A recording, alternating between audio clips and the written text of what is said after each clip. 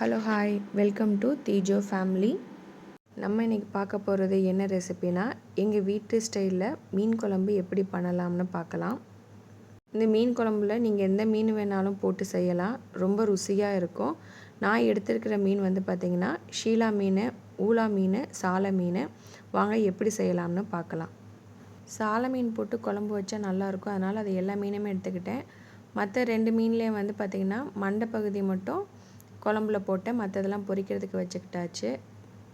6 பேர் சாப்பிட்ற மாதிரி குழம்பு செஞ்சுருக்கேன். வாங்க எப்படி பண்ணலாங்கிறத பார்க்கலாம். புளி இந்தளவு எடுத்து ஊற போட்டுக்கோங்க.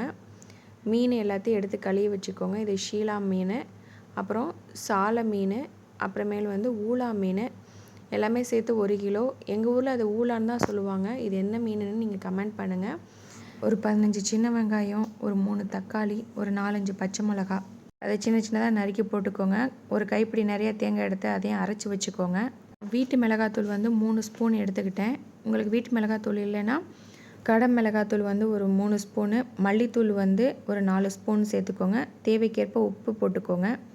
இது எல்லாத்தையுமே போட்டு நல்லா பிசைஞ்சு விடணும். தேங்காய் விழுது வந்து பார்த்திங்கன்னா நல்லா மையாக அரைச்சி அதையும் வந்து இதோட சேர்த்து நல்லா பிசைஞ்சு விடுங்க. நம்ம ஏற்கனவே ஊற வச்ச புளியவும் நல்லா கரைச்சி விட்டு அந்த தண்ணியும் இதில் சேர்த்துக்கோங்க. தேவைக்கேற்ப தண்ணி ஊற்றி நல்லா கலக்கி வச்சுக்கோங்க. தாளிப்புக்கு வந்து பார்த்திங்கன்னா நான் இன்றைக்கி மண் சட்டியில் தான் பண்ணோம். 1.5 குழிக்கரண்டி வந்து நல்லெண்ணெய் ஊற்றிக்கோங்க.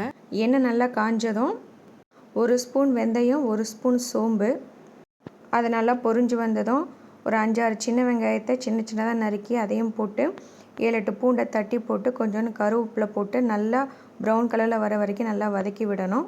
கரைச்சி வச்சுருக்க மசாலா தண்ணியும் அதில் ஊற்றி நல்லா கொதிக்க விடணும்.